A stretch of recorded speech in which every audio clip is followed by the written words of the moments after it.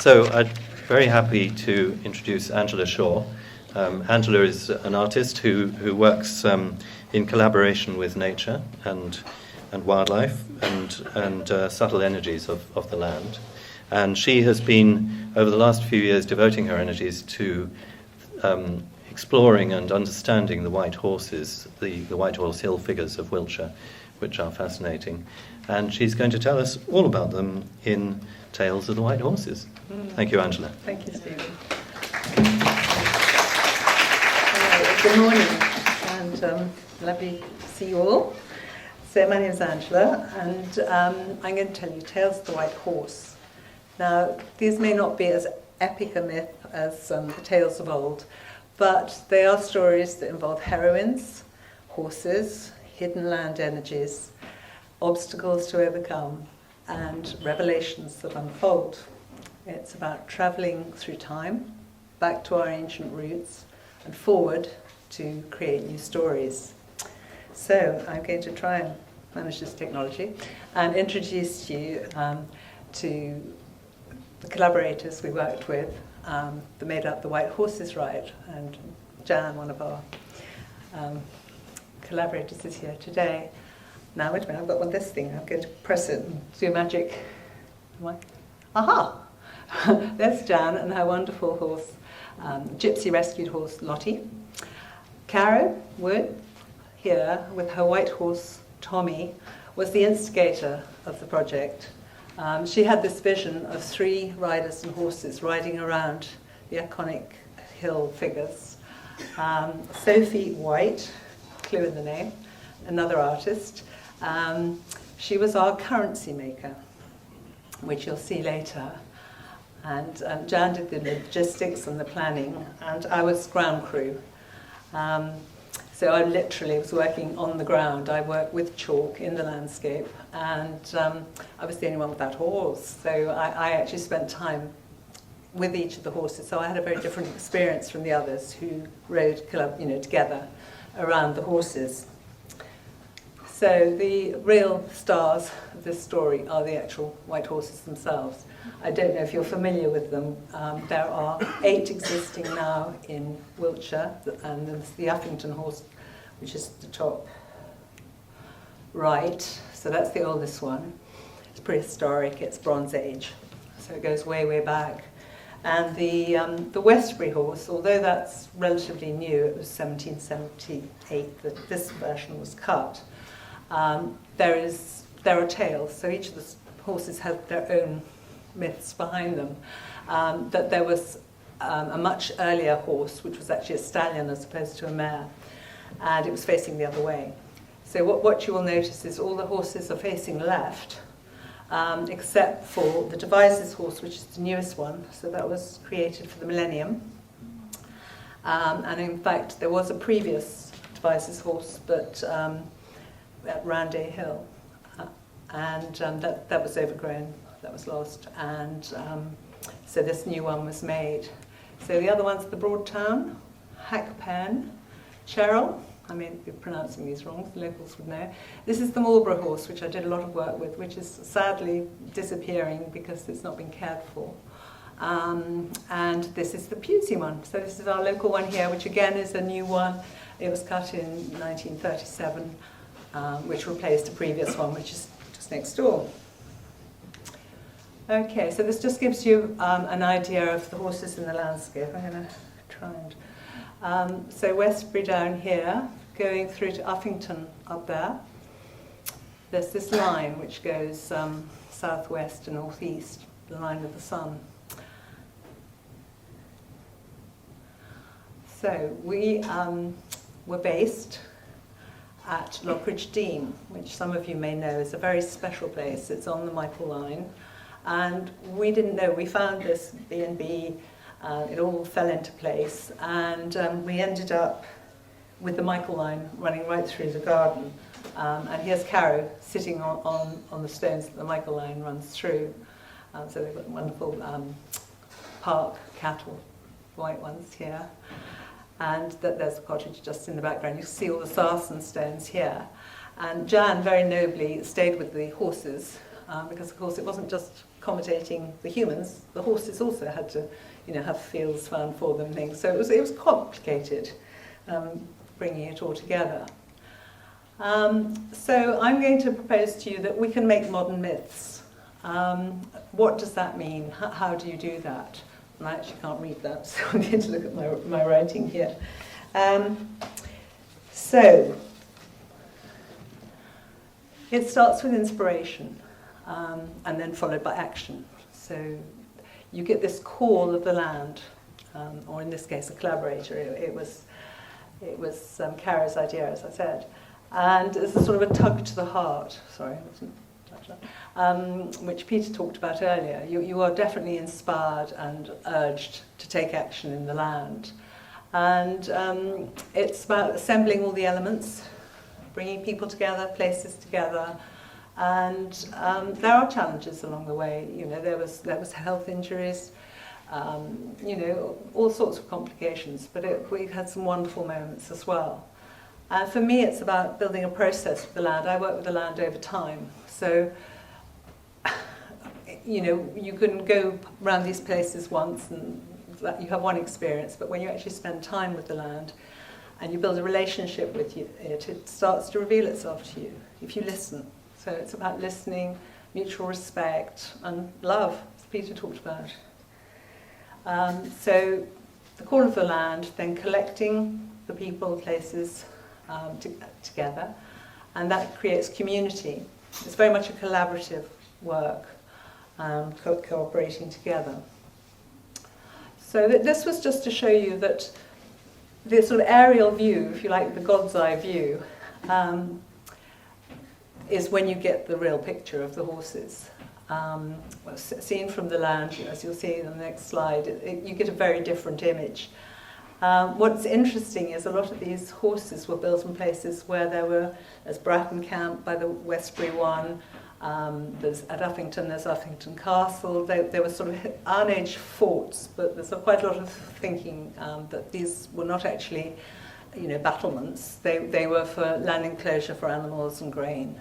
So they were used by our ancestors long before the horses, because a lot of the horses were only made in the 1800s, apart from the Uffington and the Westbury ones. But the importance in the landscape, they were near these points, and according to Guy Underwood, a lot of them had blind springs underneath them, aquifers.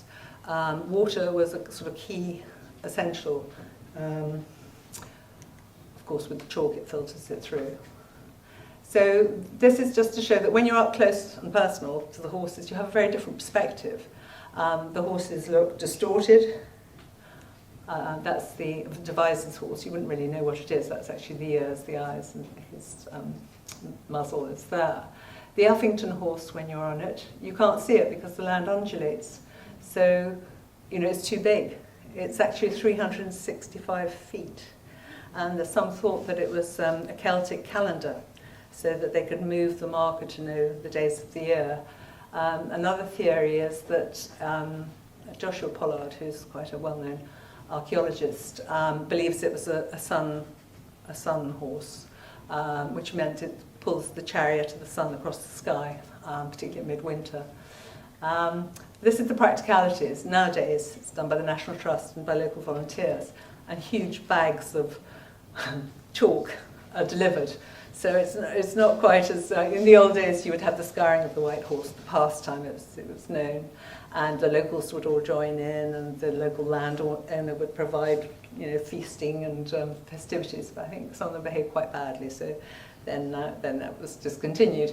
Bottom right one here is the Westbury horse, and in the 1950s that was concreted over, which is rather sad. I mean, when I got up close to it, I was really disappointed to find it was sort of slabs of concrete painted white, but it was because of the erosion, and also because actually the cement works were at the bottom of the hill. But during the war, all these horses had to be covered up because they were landmarks, so that would have helped enemy bombers know where they were, and so they were turfed over and then sort of uncovered later on. So the horse I spent the most time with was the Marlborough horse.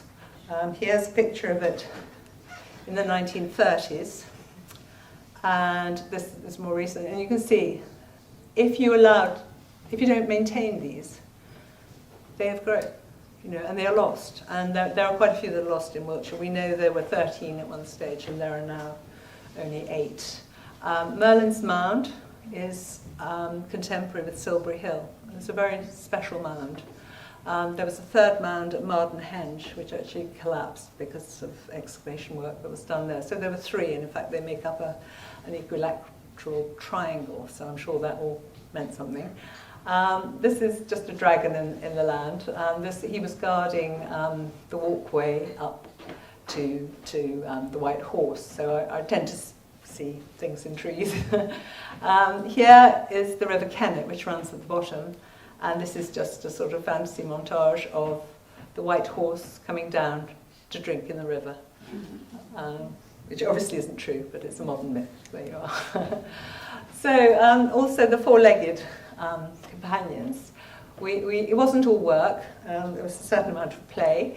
Up here, we spent a day of rest painting the horses with earth pigments. Very natural. They loved it. They enjoyed the attention. They enjoyed the massage. I don't know what it was, but they really loved it. But I also wanted to show you the close bond. This is Jan with her horse Lottie. It's a very important partnership. This is us. So that was at the sort of the edge of the circle and looping back. And this was Carrie's Whippets, we went back the following year to reconnect and to learn more from the land, if you like. And one of her dogs just completely zonked out with the energy. We were actually at the Lansdowne Monument, and it was extraordinary. And we couldn't believe it. And the other one's looking a bit amazed as well. But so there's that first part, which is the action and actually being in the land, that sort of body experience. And then when you come back from that, there's this period of reflection and trying to sort of synthesize the experiences you've had. So I've done the R words and the F words. I'm playing around with words, but it's reflection, it's research. You start looking at, you stand on the shoulders of giants before you. There are a lot of people who have a lot more knowledge than I do. I mean, I'm an artist. I came to the land through Joseph Boyce and Steiner. I felt my way into the land, and people like Richard Long have been a great inspiration to me. Very, very simple connection with the land, arte povera, leaving a very light trace on the land, if you like. And I do think quite a lot, so there's the action, but then I reflect on it. And as you do that, you have to filter the experiences, but you have to be careful where you put your focus, because I can go off at lots of tangents and start exploring this and exploring that, which you'll see, because I sort of gallop about a bit in the next bit. But the important thing is to reframe the experience and just tilt your perceptions and see it with fresh eyes, because if you just come to it with your own thoughts and you make up your mind about it beforehand, that doesn't really work. So you've got to be open to the experience, because it will teach you if you allow it to. So I look back into antiquity at sort of deities, and it's interesting to hear Peter is much more knowledgeable about these things than me. But here you have Epona, who was a Gaelic horse goddess, and the Romans really liked her as well. In fact, sometimes in the centre of some of their sacred places, you would have a horse and foal buried under the altar. I mean, it was they were very much revered horses. They were almost considered as deities. They worked with deities, but sometimes they were considered as deities. This is Rhiannon, who is the Welsh counterpart. Up here, we've got the Greek sort of Helios with the sun coming out of his head. And this is a very early, this is gold, horse chariot, sun chariot. So it was believed that the horse pulled the chariot of the sun across the sky in the day, and then it was taken in the underworld by horse or by boat during the night to come back up again the next day.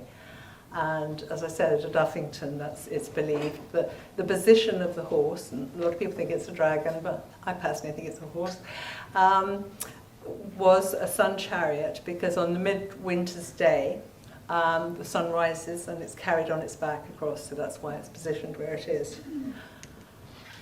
So, yes, people think the horse at Uffington in particular is very stylized, and they don't understand where it came from. And this is looking at coins. They are double-sided coins. So on one side you would have the horse, and this is a human head with a long nose. Can you see the horse? And then the head. And what you will find is there's a wheel, which could be there, or it could be up in the sky. So the wheel is the chariot, but it's also the sun. So there's this connection. And this is a coin that Sophie White, who's a ceramicist, she made. This was her gift to our trip, if you like. She made these beautiful little porcelain coins, tiny. I've got one that I can show you later. And we took that as a sort of currency of recognition, exchange, which we gave to people along the way, or we left in places. We left one at each horse. And in fact, I carried a bit of chalk from each horse to the next to connect them. So, okay, now I was convinced that there was some sort of network here. I was determined to get to the bottom of it. These are outlines of all the horses taken from photos, so I've isolated them. And they're actually on, I put them onto the stones of St George's Church at Pressure. And trying to work out how it all fitted in. So I looked at this map again, back to the map, and saw this line, the pink line going up here. And then I started looking at how they connected. There's those two, and there's those four. And then I realised, okay, that makes 7. And suddenly the idea of the Pleiades came into my head, the 7 sisters. Don't ask me why, but it did. And I then found this wonderful sky disk. So here the Pleiades are up here, very early. We've always looked to the sky for guidance.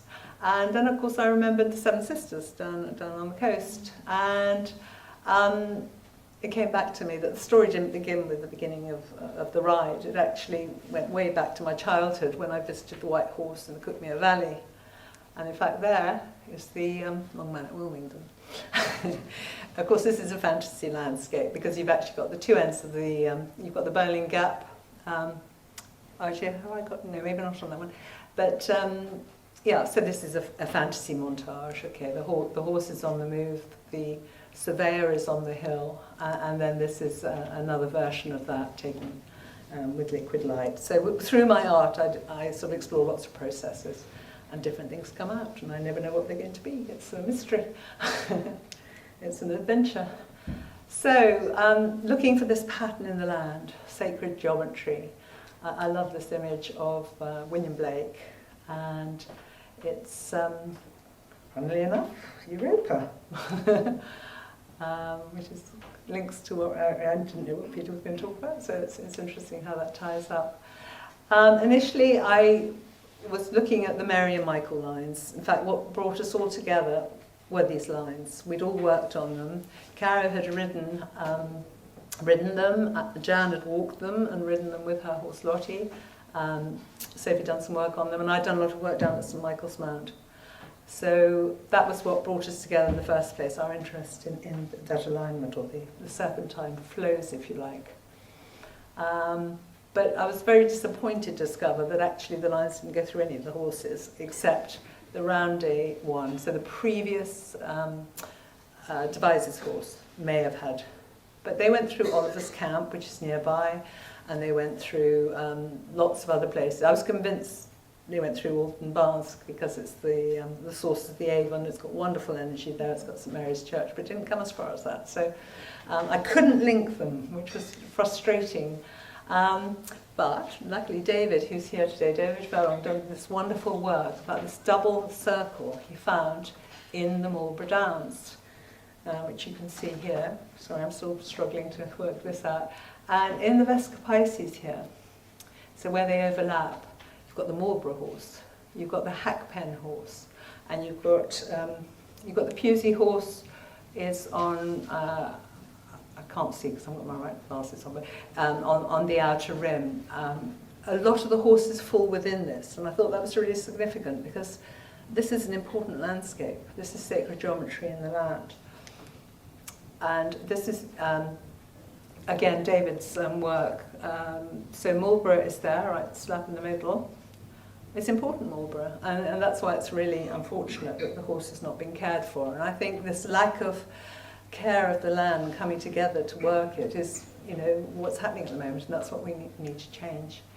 And here David has overlaid the King's Chamber from the Great Pyramid at Giza, and he's discovered that Michael line is just slightly shifted off centre, but this fits absolutely into the landscape. It's absolutely fascinating work. And so this was from his book, The Keys to the Temple. But he also did work on earth energies, which inspired me in another way. Now here is, in fact this is taken from literally down the road on the river. This is the water system of the Avon. It's fed in by lots of different rivers here. And it's like a Grail cup. Peter was talking about the Grail earlier. And this flows all the way down through Amesbury, Old Sarum, Salisbury, and out to sea at Christchurch. And Charlotte, one of our trustees, and Anthony Thorley did a lot of work on this area as well. And I don't know if you can see, I'm hoping I'm looking right. There is a cup in the landscape which goes down here, and interestingly enough, at the top here, you've got the Kennet running along the top, and if you take the cup even higher, it goes up to Avebury and Marlborough. So you've got this shape here. When you start looking for shapes in the landscape, it's extraordinary. Amesbury is one of the places that we chose to centre our last Pilgrims Weekend on. We were looking at Salisbury and Amesbury and the connections between them, trying to understand more. And dear Fiona, who we were talking about earlier, she introduced this idea of the Grail Cup with the sword running through it. This is apparently the Malvern Hills, the one on the left. And so for our Pilgrims Weekend, this is also very important, even today. Apparently there's a sort of bunker room under the chalk there, which is where the government will go if there's a nuclear bomb. And here we've put the sword into the landscape. So it's showing how the energies come down, the sort of cosmic energies come down. And I couldn't help but show you this. This is the crest of Amesbury with the two white horses. So for me, Amesbury is very important. Blickmead is there. We had an amazing visit there. It's the oldest place that's been in the longest occupation, 8,000 years in the UK. So it's a very special place and very near, of course, to Stonehenge. Now this is a bit of a surprise. So this is going back to the earth energies and David talked in his book about the chakra systems in the land, and we saw that in Peter's talk this morning. And I just suddenly thought, well, okay, all these horses, let's plot them. Where are they? And I sort of started finding them. I can't see them from this angle, but I'm hoping you can see them. And they fitted within the shape. Now, I mean, it's not that horse-like, but it could be a sort of, a jousting horse with a long coat. I don't think it's finished work, but this is what revealed itself to me. And, of course, in the old days, they did have docked tails, perhaps more in the 1800s. But, so it's made a landscape for horse, which is quite exciting.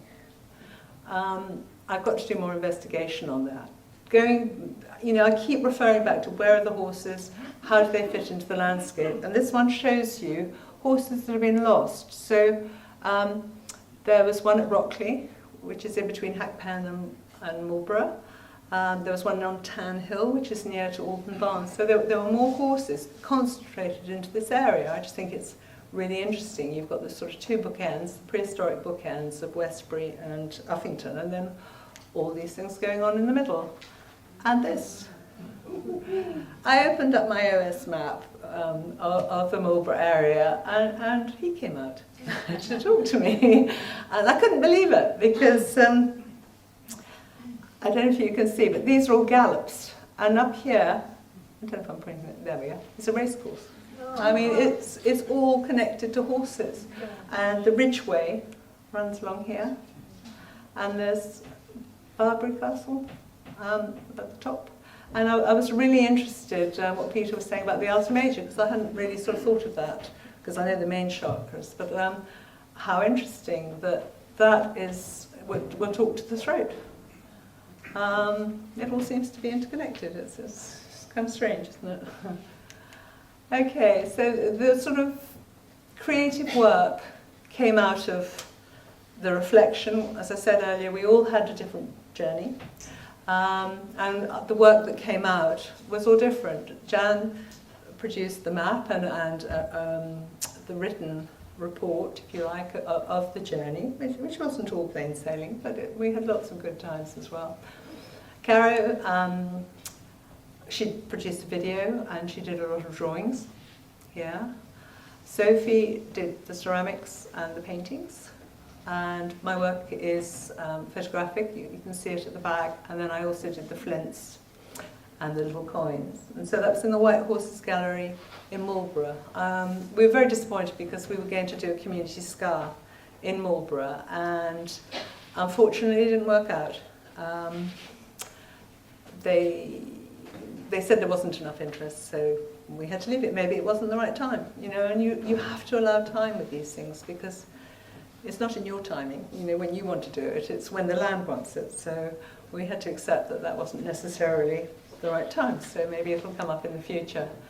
And this is just to, it's making sort of future fossils, if you like, and this is part of my art practice. I work very much with chalk and wood, and I like to use really natural materials, very simple, and of course photography is drawing with light, so it's combining them, and it's honouring the horses, and I think the horses know that I love them. So what's the significance of the horse? Is it still relevant today? Here you see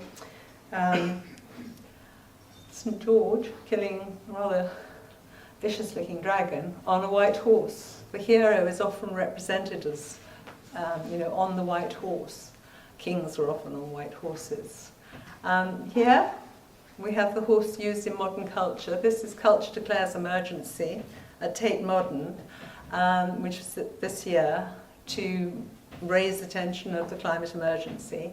A wonderful grass coat has been made here, and culture is saying we need to do something to save the planet, to save what we love, which is our Mother Earth.